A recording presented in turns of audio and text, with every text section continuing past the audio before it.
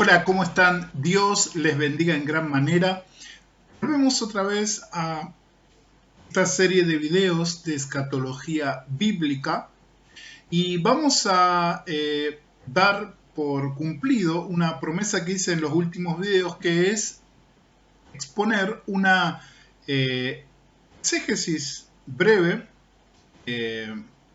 escueta, pero poco profunda, acerca de el único pasaje en los evangelios que relatan la vida, pasión, muerte y resurrección de nuestro Señor Jesucristo, del Mesías, del Salvador del mundo, del Rey de Israel y del Rey de las naciones y el Rey de todo el universo y mi Rey, Señor.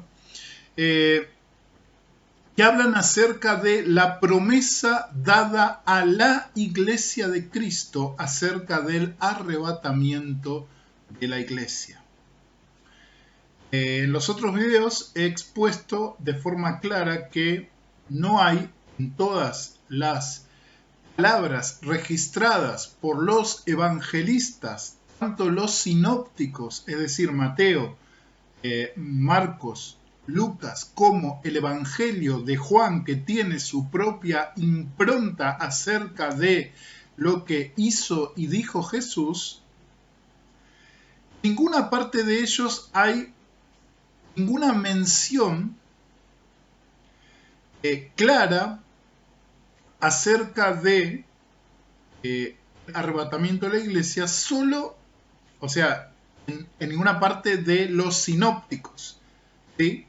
Mateo, Marcos y Lucas. Pero solo en Juan tenemos una breve mención clara acerca de esta promesa de que Cristo vendría por la iglesia, representada en los íntimos discípulos que estaban allí.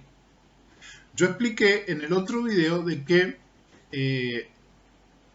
la enseñanza general de nuestro Señor Jesucristo acerca de el plan de Dios, de su Padre, de salvación para la humanidad y que repercutirá en la creación, no entraba la iglesia. ¿Por qué?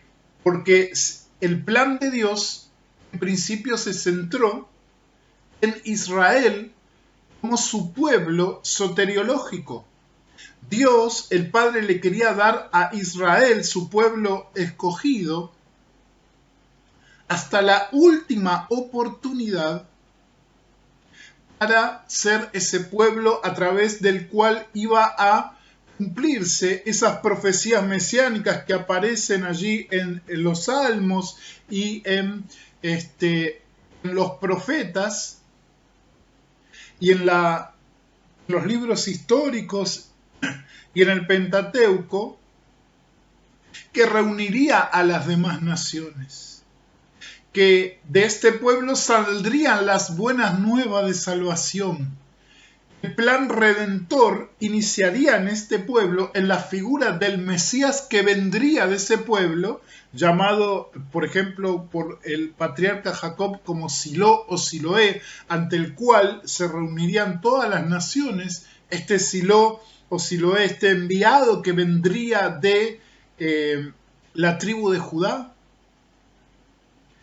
El plan soteriológico y también escatológico para el pueblo de Israel tenía que ver con esa centralidad, que todas las naciones debían ir hacia Israel e Israel hacia las naciones. No porque el judaísmo sea la religión que supere a las demás religiones o a las demás culturas. De ninguna manera, no ese es el enfoque de las escrituras del Antiguo Testamento y menos las escrituras del Nuevo Testamento. El que iba a ser de bendición a todas las naciones era el Mesías, el ungido, el Cristo de Dios, el siervo de Jehová de Isaías, ese renuevo que habla Jeremías, ese rey de la dinastía de David, estaba muriendo allí en el contexto de la profecía de Ezequiel, a quien tendría todo el derecho, dice Ezequiel. Ese hijo de hombre que vendría en las nubes del cielo para formar ese reino que jamás sería movido. Los reinos e imperios del mundo serían quitados, pero vendría ese hijo de hombre del cielo, el cual establecería ese reino que jamás sería movido. En él está centrada la salvación, la expectativa de salvación del Antiguo Testamento y el cumplimiento de esa expectativa en los tiempos que se relatan en el Nuevo Testamento. La persona de Jesús de Nazaret, nuestro Señor Jesucristo.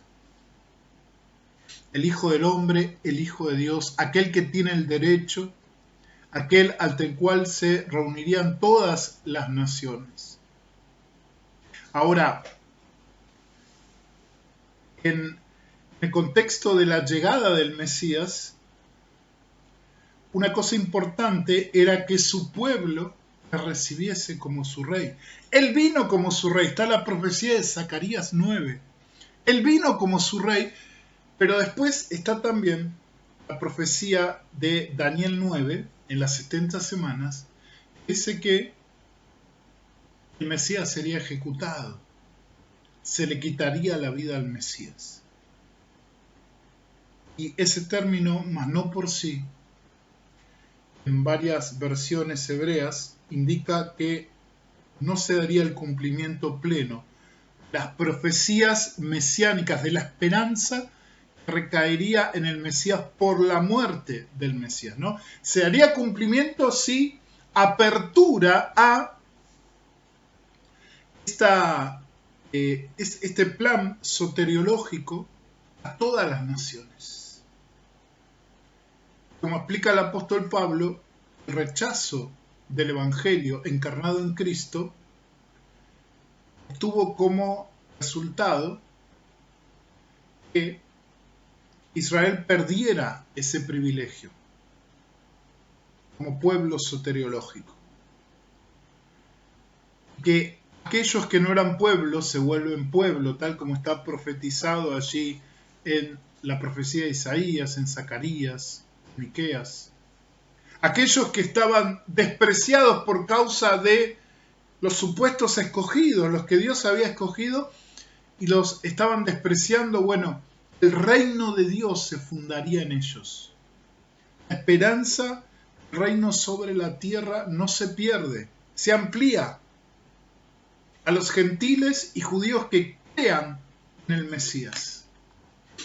Por eso, este breve ampliamiento de la idea, por eso es que no debemos tener ninguna aclaración acerca de la iglesia.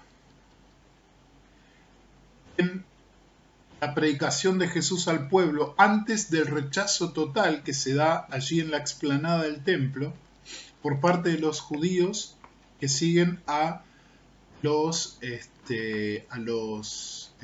líderes religiosos, que estaban celosos, que no querían salir de esa ceguera espiritual. Muy pocos son los que le reciben como Señor Mesías. Entonces, allí es donde, dado el rechazo, el plan de salvación de Dios sigue. El Mesías debía morir, debía dar su vida en rescate por muchos, tal como dice Isaías 53. Y Daniel capítulo 9, 26, que habla de que se le quitaría la vida al Mesías. Pero Isaías 53 nos agrega algo especial. Esa ejecución del Mesías no sería una pérdida, sino que lo haría por el pecado del pueblo. El rechazo del pueblo se convertiría en la puerta de salvación para el pueblo que crea y para todas las naciones. Por eso la iglesia aparece muy brevemente en Mateo. Se nombra por primera vez en griego la palabra eclesia, hablando a futuro. Jesús le dice a Pedro el fundamento de que Jesús es el Mesías enviado por Dios sería la piedra sobre la cual la iglesia se edificaría. Lo más interesante es que Jesús habla a futuro, no dice estoy edificando ahora la iglesia. Muchos a veces predicamos, enseñamos que la iglesia estaba allí, los discípulos alrededor de Jesús. No, la iglesia no existía, no estaba ahí en ese momento. La iglesia surge cuando se cumple la promesa de Pentecostés. Ahí surge la iglesia. Ahora, la otra mención es en cuanto a la disciplina, pero si notamos ahí en Mateo 18, todo el lenguaje sigue siendo un lenguaje concerniente a la era de Israel, ¿no? Habla del concilio, habla de el testimonio de uno o varios testigos, ¿no? Todo eso tiene que ver con la ley. No quiere decir que eso no se aplique a la iglesia hoy. Sí, se aplica. Es una base para la disciplina, para que no haya en la iglesia de Cristo ningún problema, para que todo sea en amor y en claridad. Pero aún en ese contexto todavía no está la iglesia que vamos a ver en el libro de los Hechos y las cartas apostólicas de los demás escritores que escribieron en el siglo I, conforman la Biblia, o el Nuevo Testamento específicamente. Entonces, como la iglesia no estaba ahí conformada antes del rechazo, ahí en la explanada del templo, Jesús no dio muchas especificaciones. Ahora, en el aposento alto, ahora vamos a verlo bien, cuando Judas decide ya poner en marcha su traición y es revelado por Jesús, aquel que moja el pan, bueno, pasa eso, entonces ya quedan aquellos que van a ser los nuevos fundamentos a este nuevo pueblo que es la iglesia. ¿Sí? Por eso vamos a ver allí en el capítulo 14 de Juan que el Señor Jesús, en el contexto de alentar a sus discípulos la hora dura y triste que ellos iban a pasar por la pérdida de Él, momentánea, Jesús comienza refiriéndoles estos discursos que están en Juan 14, 15, 16, 17, que termina con esa hermosa oración sacerdotal, donde ya establece, le pide al Padre que establezca en su verdad a la iglesia que ha de venir. Por eso pide por los otros, pide por ellos, pero pide por los que han de venir después, que ya estaba consumado todo. Ya estaba en marcha el plan, la preparación de este nuevo pueblo soteriológico al cual pertenecemos vos y yo. Es la iglesia, el cuerpo de Cristo. Y en ese contexto, al principio de estos discursos, nuestras Biblias, en el capítulo 14, de los versículos 1 al 3, Jesús comienza dándoles esperanza con una promesa eterna, donde Él dice que va a ir a la casa de su Padre para preparar morada, al hogar de su Padre para preparar morada, para buscarlos a ellos después en el momento de su venida. Así que vamos a leer Vamos a leer Juan capítulo 14.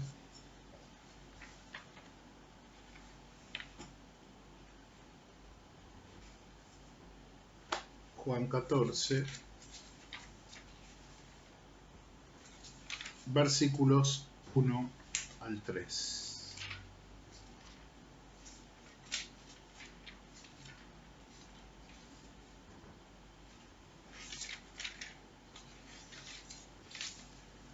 Disculpen, ahí estamos. Juan 14, versículos 1 al 3. Bien, voy a leerlo como siempre en la versión BTX, la versión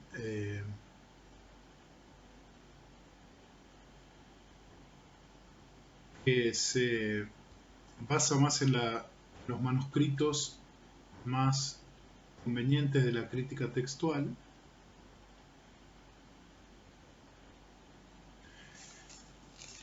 Dice así, Juan 14, 1 al 3.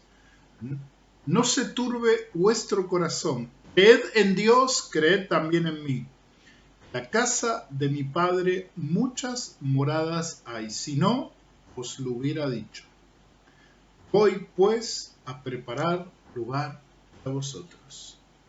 Y cuando me vaya y os prepare lugar,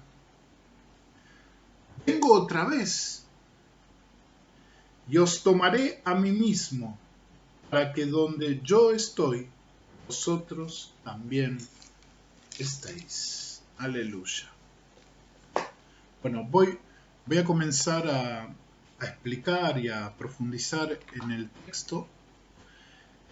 Yo te animo, si te gusta este video, deja un like y compartilo, ¿sí? Y deja tu parecer. Bien, esta es la continuación del sermón que comenzó tras la salida de Judas. Probablemente todos estaban ahí en la mesa después de haber comido la Pascua.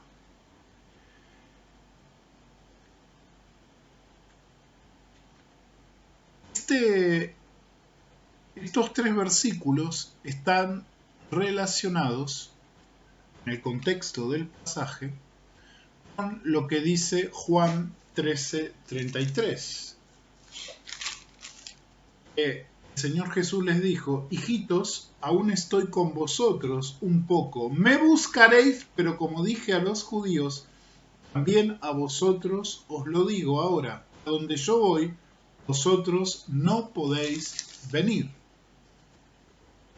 Entonces Pedro fue el primero en quejarse, pero hay duda que también todos los demás discípulos habían quedado perplejos ante esta afirmación. Este grupo de hombres había dejado casi todo para seguirle y ahora les daba este anuncio que los dejaba helados. Se sentían decepcionados tal vez de sus esperanzas mesiánicas. ¿Cómo procesarían lo que Jesús sabía que iba a venir sobre él en las próximas horas? Eso él comienza esta parte del discurso, estos 3 versículos, enfocándose en los discípulos. No se turbe vuestro corazón. Ustedes creen en Dios, crean también en mí. Confíen en mí. Todo el mensaje de la venida de nuestro Señor Jesucristo no es para que nosotros estemos confundidos. Todo lo contrario. No es para que nosotros estemos con un ataque de pánico o que entremos en un estado paranoico de buscar pruebas de cuándo vendrá el Señor. No, de ninguna manera. El mensaje es para que tengamos paz y confianza. Como dice el apóstol Pablo, nos alentemos los unos a los otros con la esperanza de que el Señor Jesucristo viene. Viene por su iglesia.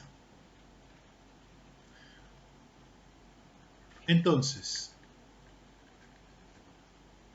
no podemos hacer la aplicación al arrebatamiento de la iglesia antes de entender lo que Jesús dijo, lo que dijo en estos 3 versículos.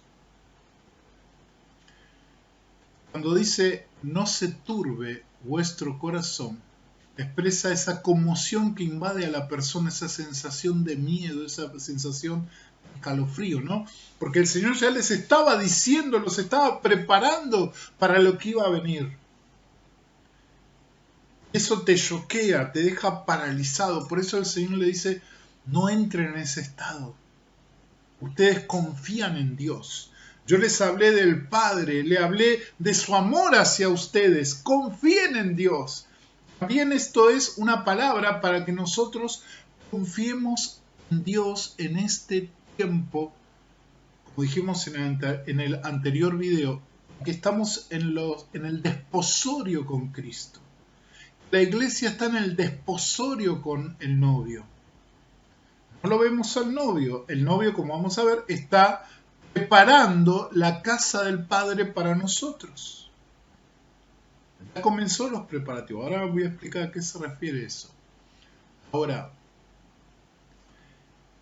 el mensaje comienza en el versículo 1, es que los discípulos de Cristo debían estar en una actitud no de temor paralizante, sino de confianza plena en el Padre y en el Hijo. Creed en Dios, creed también en mí. Que tuvieran confianza. A pesar de que lo que viene parecía duro, esta separación que aún sigue todavía.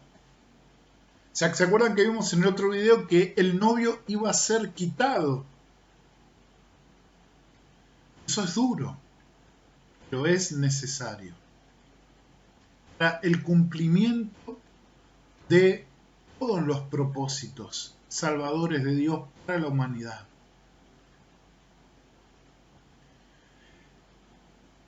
Creer y confiar. La fe en Dios, en el Padre, en las promesas del Hijo, en la obra del Espíritu Santo. ¿Qué pasa a la iglesia? Dice, tú guardarás Isaías 26:3.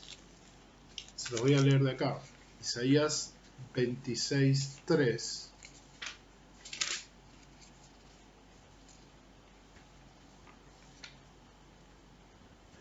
Dice, tú guardarás en completa paz a aquel cuyo pensamiento en ti persevera porque en ti ha confiado.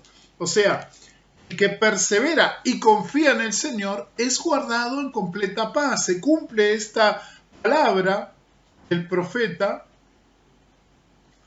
en cuanto a la confianza en el Padre y en el Hijo.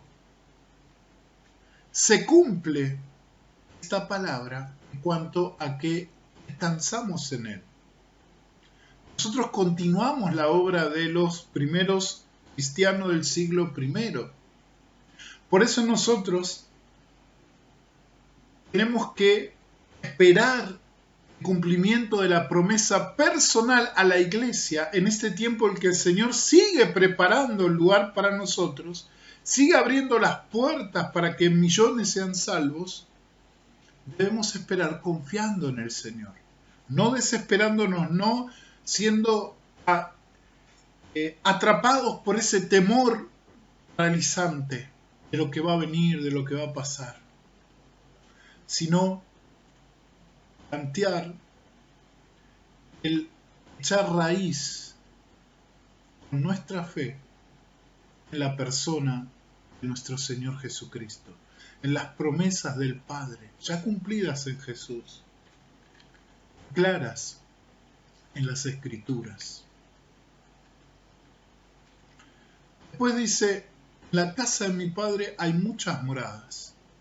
Si no fuera así, yo os lo hubiera dicho. Voy pues a preparar lugar para vosotros. el Señor hace una promesa a la que nuevamente sorprende a sus discípulos. Es evidente que ellos estaban esperando que Cristo estableciera su reino en el mundo de manera inmediata, en ese momento. Sin embargo, lo que les dice el Señor es que Él se disponía a partir para preparar un lugar para ellos en la casa de su Padre.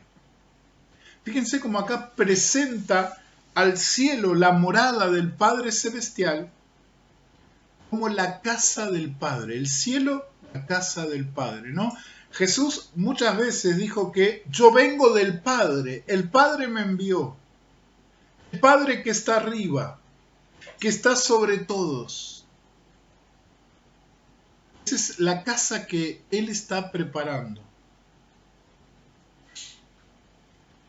Esto dejaba en claro que por el momento no iba a establecer un reino sobre la tierra, tal como ellos estaban esperando. Por el contrario, Jesús dirige sus miradas hacia el cielo, en donde ellos se iban a reunir con Él. Por supuesto, esto no anula de ninguna manera la esperanza de un reino terrenal, del reino de los mansos, que dice los mansos heredarán la tierra, no. Lo que dice Apocalipsis, que reinarán con Cristo sobre la tierra. La esperanza del cielo no anula de ninguna manera ni la resurrección venidera, ni el reino milenial, ni el reino eterno, el nuevo cielo y nueva tierra. Tampoco anula todas las promesas terrenales a Israel en el contexto del reino mesiánico. Entonces queda claro que a ellos que se estaban convirtiendo en peregrinos en este mundo, ¿no? Como dice el apóstol Pedro, que nosotros somos peregrinos, advenedizos, que de una manera no pertenecemos a esta tierra. Ahora, el hecho de que no somos del mundo no nos quita también el otro hecho, o no quita el otro hecho de que estamos en el mundo.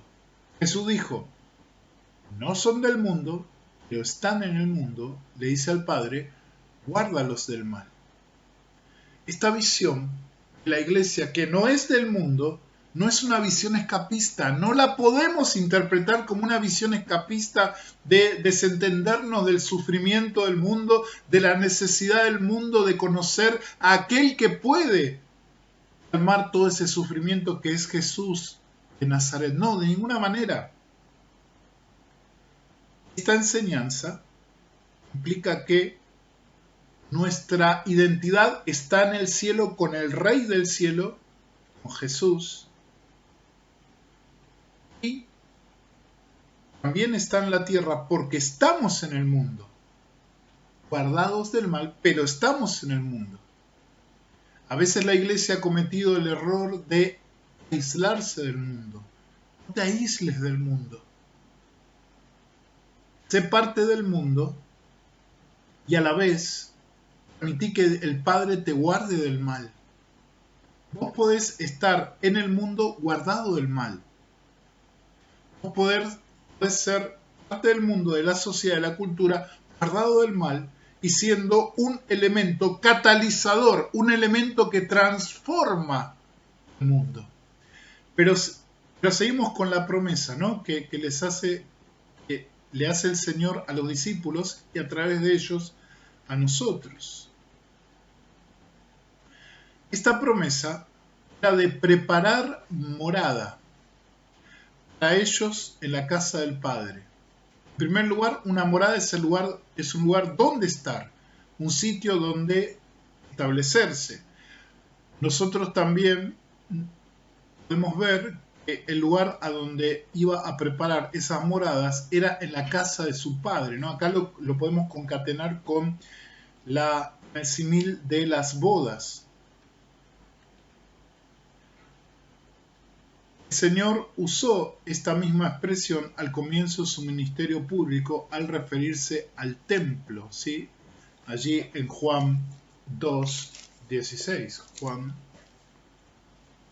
2:16. Dice,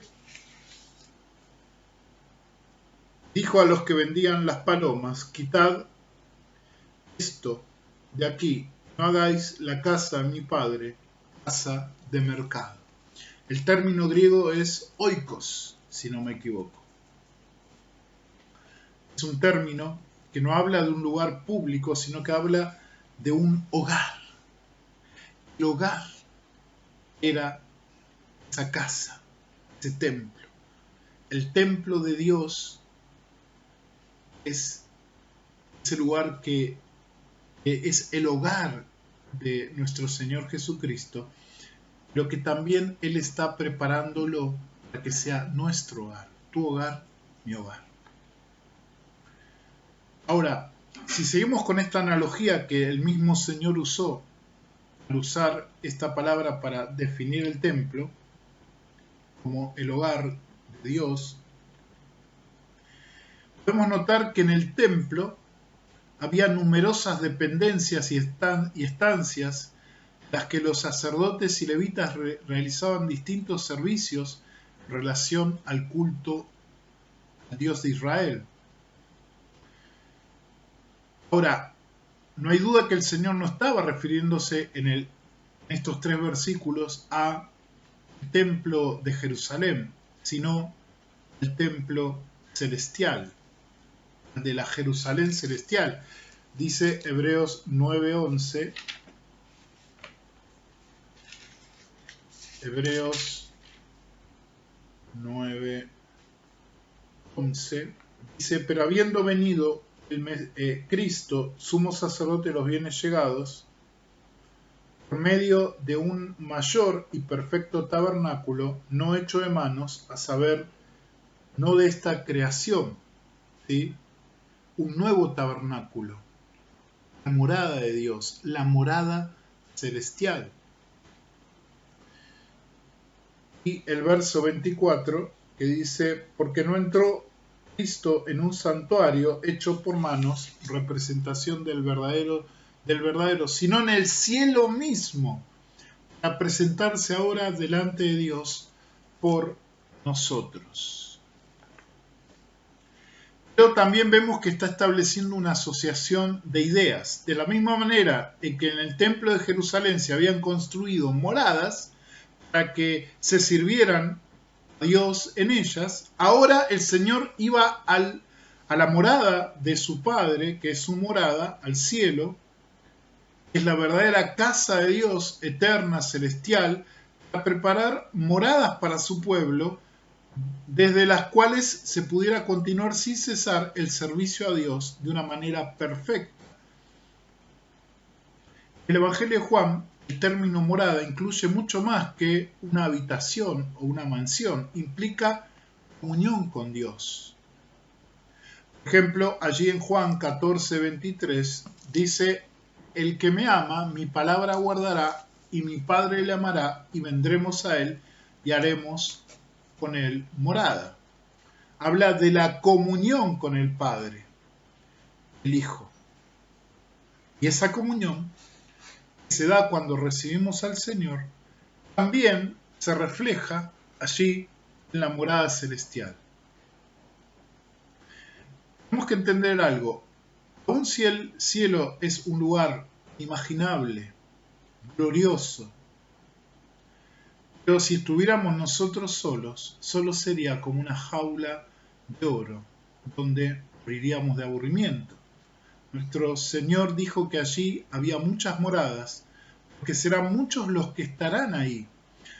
Podemos ver a todos aquellos santos de los que nos hablan las Escrituras, también nuestros seres queridos que nos precedieron en Cristo, y una innumerable multitud de creyentes de todos los momentos de la historia humana, pero lo más importante es que estaremos con Cristo, estaremos con Él, estaremos en comunión completa con el Señor para siempre. Por lo tanto, lo que el Señor Jesucristo deseaba era llevar consigo a sus discípulos al oikos de su Padre, a la casa de su Padre, a fin de completar esa comunión de manera perfecta, total, de manera plena. Formar así su familia para siempre. Este término morada, por lo tanto, implica el concepto de hogar, lugar íntimo y querido en el que vamos a estar con el Padre por la eternidad. El Hijo, como heredero total del Padre, quiere que seamos parte de su hogar. Les dio la promesa a sus discípulos que serían parte de su hogar, y nosotros, en la misma fe de los apóstoles, podemos ser parte de ese hogar eterno que Él tiene preparado para nosotros. Por eso, cuando habla con María Magdalena, allí en la boca de la tumba, le dice: subo a mi Padre, a vuestro Padre, a mi Dios y a vuestro Dios. Hay una nueva comunión, una nueva cercanía en Cristo con el Padre. Allí, en el hogar celestial, estaremos como la verdadera familia que somos. Ahora, todo esto marca un contraste con lo ocurrido hasta ese momento. Adán y Eva expulsados de la comunión con Dios en el paraíso. El pueblo de Dios, el pueblo de Israel, que temía acercarse a la presencia de Dios en el Sinaí, pero en Cristo se rompe esta lejanía, nos acercamos abruptamente al Padre Celestial.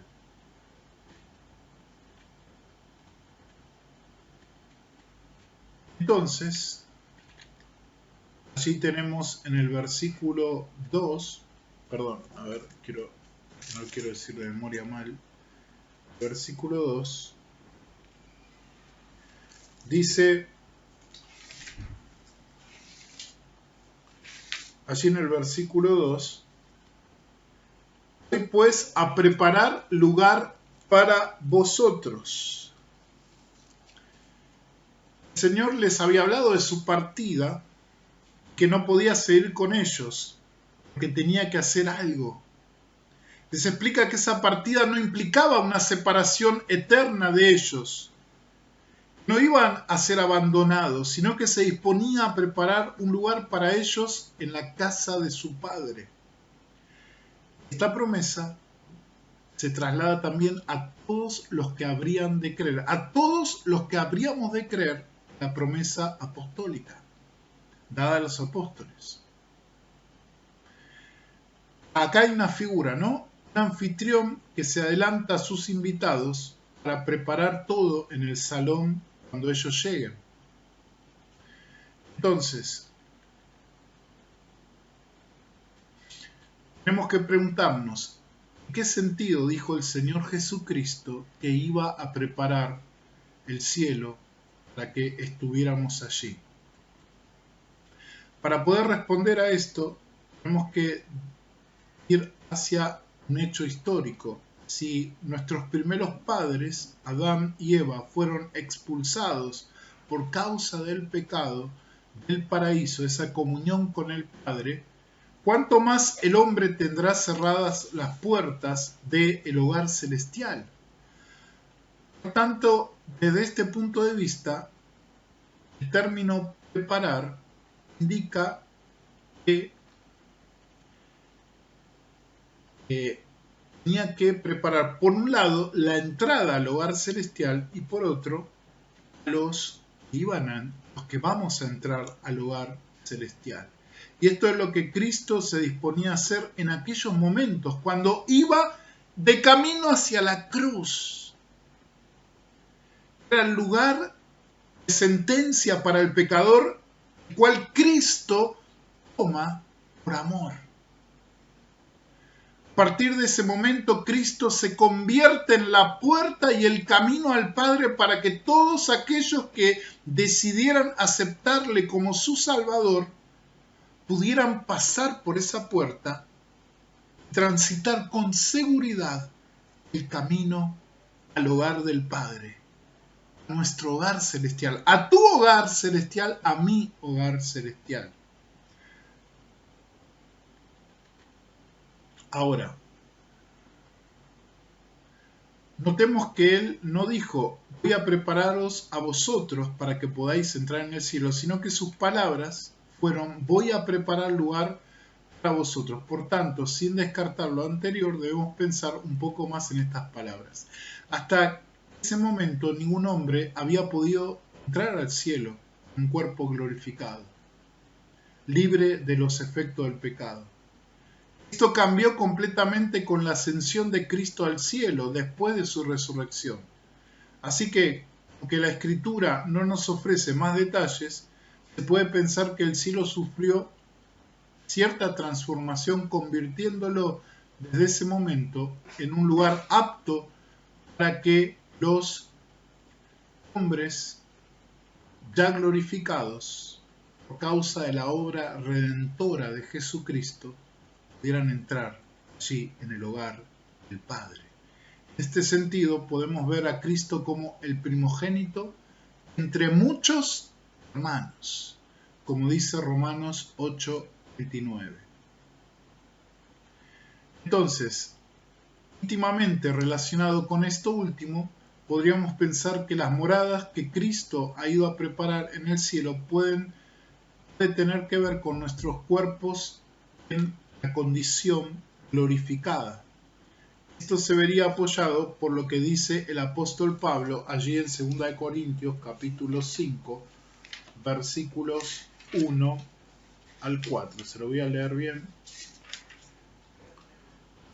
Dice, porque sabemos que si nuestra casa terrenal, este tabernáculo, es destruido, tenemos de Dios un edificio, una casa no hecha de manos, eterna en los cielos, y estando así gemimos, anhelando ser revestidos de nuestra habitación celestial. Pues así, aunque desvestidos, no seremos hallados desnudos, porque los que aún estamos en este tabernáculo, en el cuerpo, gemimos con angustia, por cuanto no queremos ser desvestidos, sino revestidos, para que lo mortal sea absorbido por la vida. En este pasaje el apóstol Pablo se refiere a este nuevo cuerpo que vamos a recibir como la morada eterna y gloriosa cuando el presente cuerpo terrenal sea desechado o, como dijo también el apóstol Pablo, sea transformado. ¿Sí?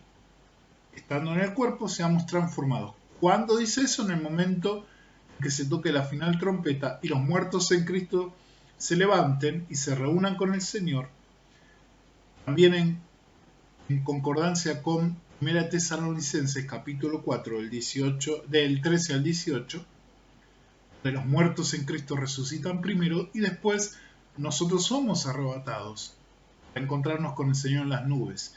Pero en 1 Corintios 15 se enfoca en la resurrección, entonces dice que los muertos son resucitados y nosotros somos transformados. Entonces, si seguimos este hilo de pensamiento con la promesa de Cristo de preparar lugar para nosotros, entendemos que su obra redentora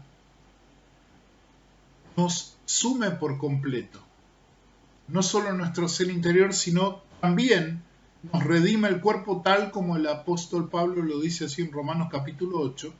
Aquel que vivificó a Cristo de entre los muertos también puede vivificar nuestros cuerpos mortales.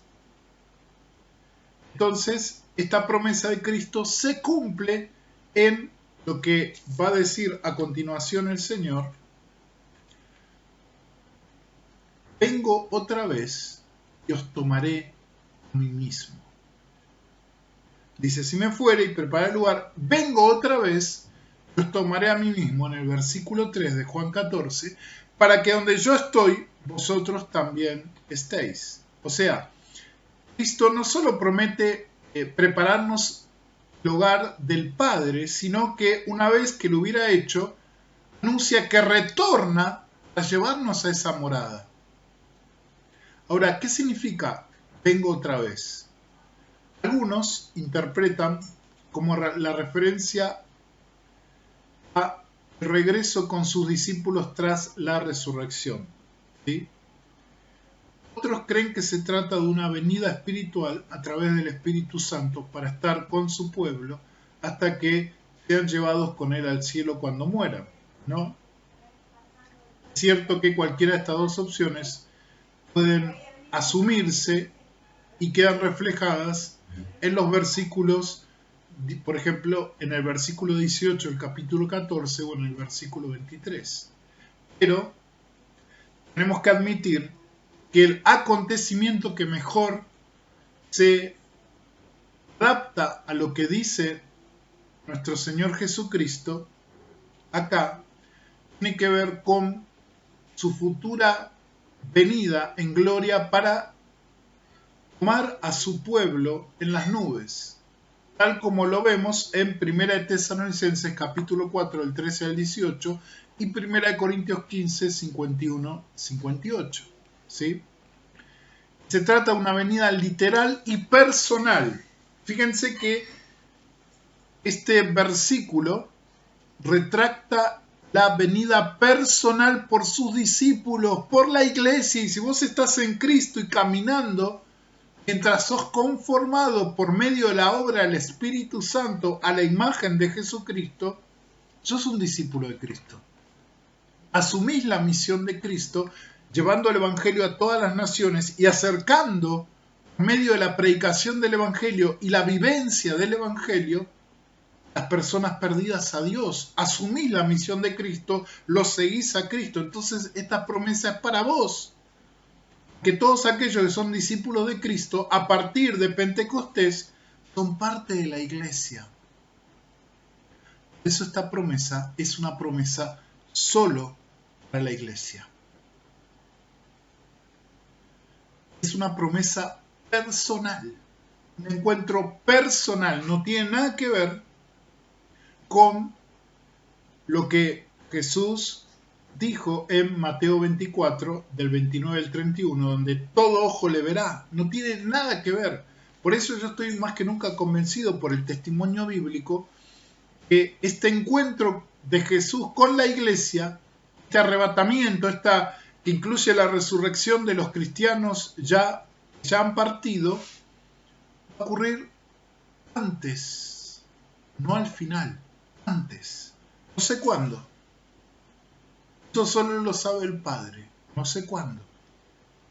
Recuerden lo que vimos en el anterior video.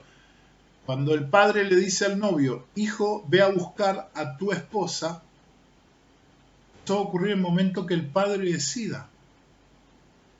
Por eso no debemos buscar ninguna fecha ni para el arrebatamiento de la iglesia, ni para la segunda venida en las nubes, para que el Señor pose sus pies sobre el monte de los olivos, tal como se prometió ahí en Hechos capítulo 1 y se profetizó en Zacarías capítulo 14. No podemos poner fechas. Quiero que quede claro, yo estoy en contra de poner cualquier fecha a la segunda venida, al arrebatamiento de la iglesia. Porque eso será cuando el Padre lo disponga. Pero también concuerdo en que debemos vivir cada día como si el Señor viniera ese día. No una fecha específica, sino como si el Señor viniera este mismo día. Entonces, no tenemos que confundir esta venida personal del Señor para arrebatar a su iglesia con la segunda y definitiva venida de Cristo al mundo para juzgarlo y establecer su reino milenial. Entonces, como vimos,